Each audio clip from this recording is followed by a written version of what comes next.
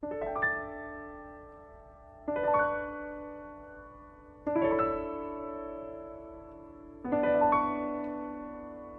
patrimônio cultural em pauta pelos 1080 AM.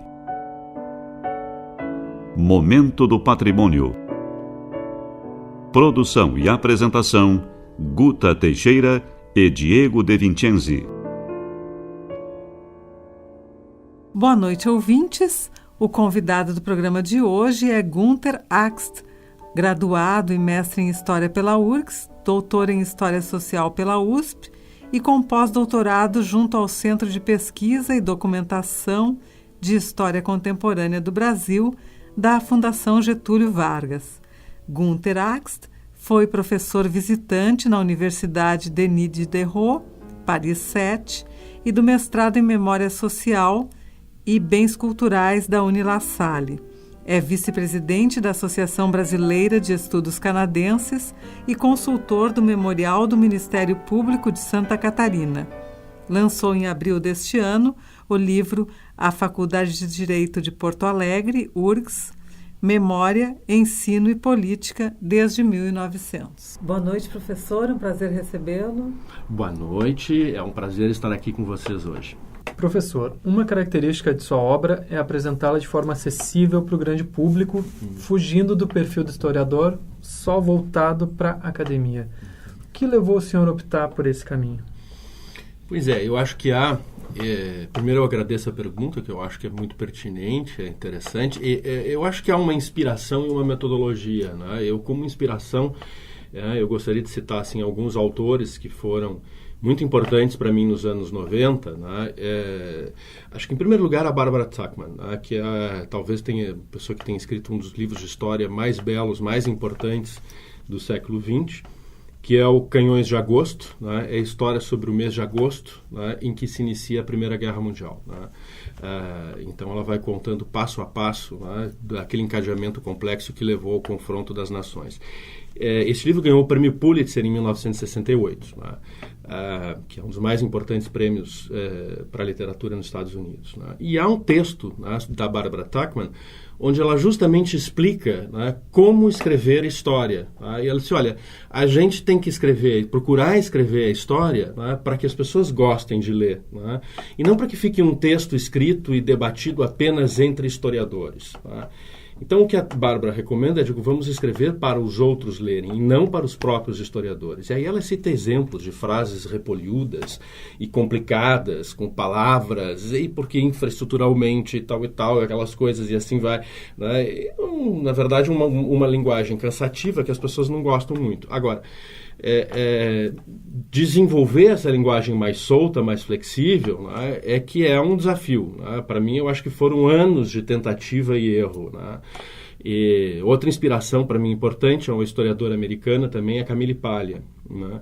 Que também tem essa preocupação, que demora assim, muito tempo para publicar um livro, porque ela burila, né? O texto dela é quase barroco, de tantos adjetivos, né? De tão enriquecido pelos adjetivos e tal, né? Também é um texto muito saboroso de ler. E quanto à metodologia, eu tive a sorte de entrar em contato, né, com jornalistas muito cedo, né? E eu sempre digo que os historiadores devem aprender com os jornalistas como escrever, né? Então, muitos historiadores costumam, às vezes, torcer o nariz para essa invasão dos jornalistas no campo da história. Eu acho isso espetacular, porque nós temos a chance de aprender com os jornalistas como nos comunicar com o grande público, né? E eu me lembro de uma vez sentado ao lado do jornalista veterano, importante, Armando Burdi, né, na época no Correio do Povo.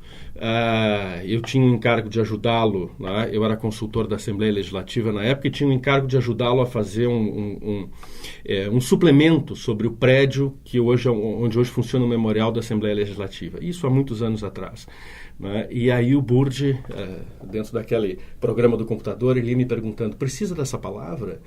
Né? Precisa dessa palavra? Não fica melhor o texto sem essa palavra? Não fica melhor o texto com um ponto aqui no meio dessa frase? E eu, visualizando aquilo, né, comecei a entender, né, que realmente a gente tinha que desenvolver uma nova maneira de escrever. E, no seu entendimento, por que, na sua maioria, os historiadores estão presos dentro dos muros da academia? Pois então, eu acho que essa é uma resposta complexa, né? Mas ela passa, talvez, né, pelo motivo pelo qual a boa parte dos professores, né, se encerra dentro dos muros da academia. Eu acho que o sistema hoje que está montado é um sistema perverso, né? No meu modo de compreender, né? Eu acho que a CAPES ajudou muito o Brasil, né, a se tornar, por exemplo, uma das principais nações a publicar artigos científicos hoje no mundo. Nós somos o 15º, 16º, 17º país no mundo a publicar artigos em periódicos científicos, né? No entanto, as pessoas ficam de tal forma constrangidas, né, quer dizer, por esse padrão de exigência de produtividade científica e acadêmica, né, que vão perdendo a oportunidade, a chance e até o tempo, né, de dialogar com o entorno comunitário. Então, eu acho que é uma estrutura, um tipo de política hoje que está montada no Brasil, né, que, no meu entendimento, precisa ser revista em algum momento, né? Então, acho que hoje a situação, né, do professor universitário é difícil, né? A começar pelos níveis salariais, do professor universitário e do servidor, né, na universidade, a começar pelos níveis salariais, né? Vejo que um professor universitário hoje começa, muitas vezes já no final de carreira, etc., ganha metade do que um promotor em início de carreira ganha, quer dizer, sem nenhum demérito, né, e sem nenhuma crítica em relação ao que ganha o promotor recém-concursado. Mas nós estamos comparando aqui, muitas vezes, um jovem, né, quer dizer, de menos de 30 anos, entrando no Ministério Público, sem mestrado, sem doutorado, e do outro lado, na outra ponta, um professor com anos de magistério, né, com titulação do mais alto nível, com pesquisa de profundidade, etc., né? Então, eu acho que realmente assim, o problema começa, né, no padrão salarial que está estabelecido hoje para a academia brasileira, né, que eu considero indigno, né? Então, e realmente não estimula as pessoas, né, a se comunicarem com o entorno comunitário. Acho que alguns, né, pela sua própria natureza, né, talvez façam um esforço adicional, mas isto fica, no meu entendimento, no plano, né, do esforço adicional, porque não é o que o sistema, né, o que o sistema estabelece. Professor, o senhor considera que o diálogo entre história e literatura está presente nas suas obras? Até onde esse casamento é possível e desejável? Pois então, eu acho que esse é um diálogo absolutamente fundamental, né? Mesmo quando ele não é explícito, né, me parece que ele está implícito. Eu, por exemplo, não vivo sem a companhia de um ou dois romances ao mesmo tempo, né? Acho que a gente precisa aliviar a cabeça dos assuntos mais complexos, né, da história, da teoria, da metodologia, com bons romances, né? Esse processo de contato com a literatura, ele, no meu entendimento, ele também favorece a criatividade do historiador na hora da escrita, portanto é um outro ponto onde ele está presente de forma implícita, né? Melhora nossa forma de escrever, ajuda a melhorar, porque quem lê e lê boa literatura tende a escrever melhor, e eu acho que esse é um processo cumulativo também, né? Então, além disso, eu penso que hoje alguns grandes escritores estão estabelecendo questões da mais alta relevância para se pensar o mundo contemporâneo, com mais sofisticação intelectual, às vezes, do que os próprios intelectuais da área de humanas, né? Então, e com mais assim, desprendimento e tal. É o caso, por exemplo, do Mia Couto, quando pensa a questão da interculturalidade, né? E dessa confluência da África com o Ocidente, etc. Quer dizer, que eu acho que ele faz de uma maneira muito elaborada, muito sofisticada, né?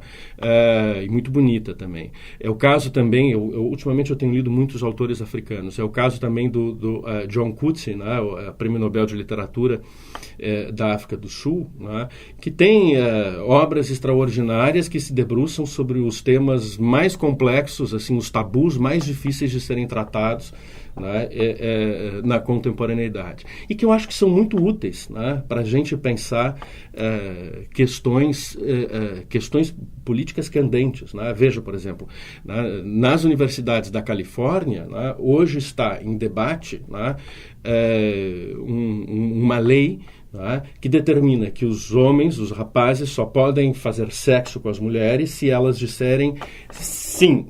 Escreverem, quer dizer, antes de uma relação sexual é preciso estabelecer uma espécie de contrato. Quer dizer, isto é a negação. Enfim, esse tipo de política surge como uma forma de proteger a mulher, evidentemente, mas ele é também uma negação de toda a tradição da contracultura e de todo o entendimento do sexo como uma linguagem que transcende a linguagem falada e a linguagem escrita, e é também uma linguagem de olhares, de suspiros, uma linguagem corporal, etc. Esse tipo de questão é abordada na obra do Coetzee. E muitas vezes, no plano do debate racional, nós temos dificuldade de compreender. Então, eu acho que para qualquer intelectual de humanas, hoje a literatura é absolutamente fundamental. Agora, claro, às vezes alguns autores têm licenças poéticas que podem passar um pouco dos limites e criar algumas confusões. Vamos lembrar aqui do nosso conterrâneo aqui em Porto Alegre, o Décio Freitas, que por exemplo, imaginou a presença do Ambrose Bierce em Porto Alegre entrevistando o Júlio de Castilhos. E as pessoas acreditaram nisso. Então ele citou um suposto documento histórico que existiria na biblioteca, eu acredito que de Nova York, uma coisa assim.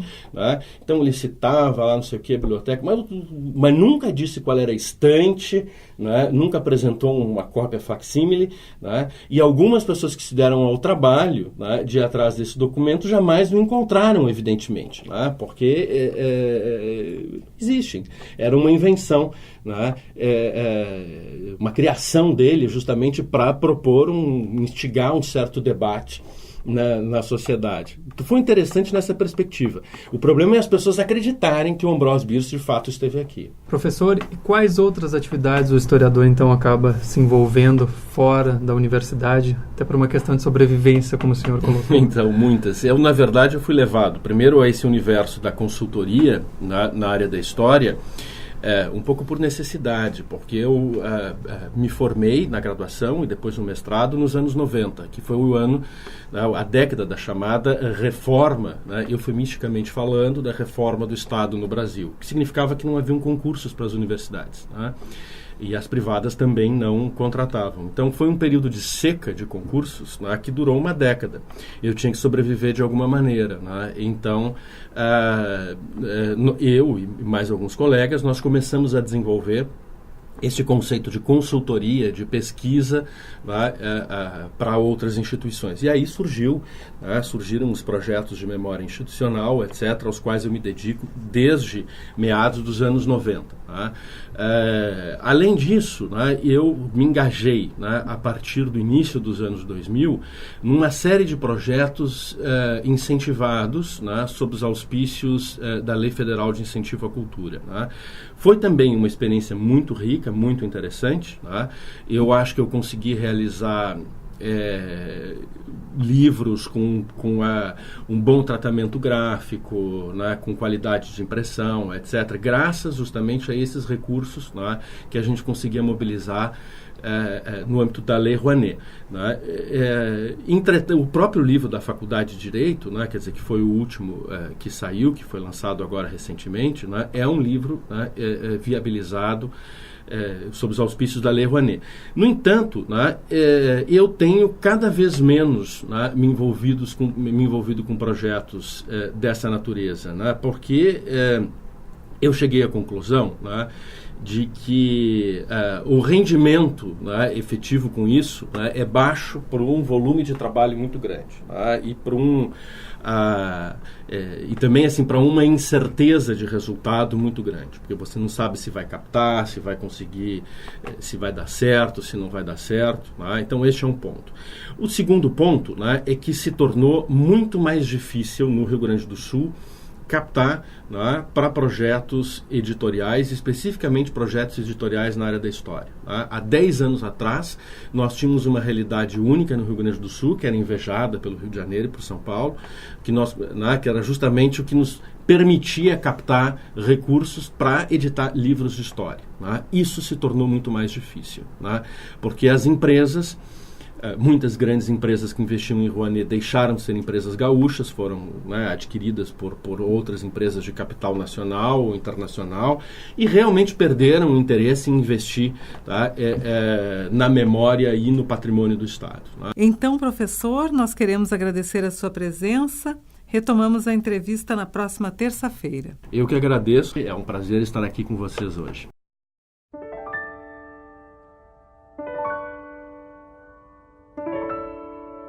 Conversamos hoje com o historiador Günther Axt, autor do livro A Faculdade de Direito de Porto Alegre, URGS, Memória, Ensino e Política desde 1900. Momento do Patrimônio é uma realização do setor de patrimônio histórico da Superintendência de Infraestrutura da URGS. Produção e apresentação, Guta Teixeira e Diego De Vincenzi. Gravações, Fernando Rabelo e mesa de áudio, Jefferson Gomes. Boa noite a todos e feliz semana.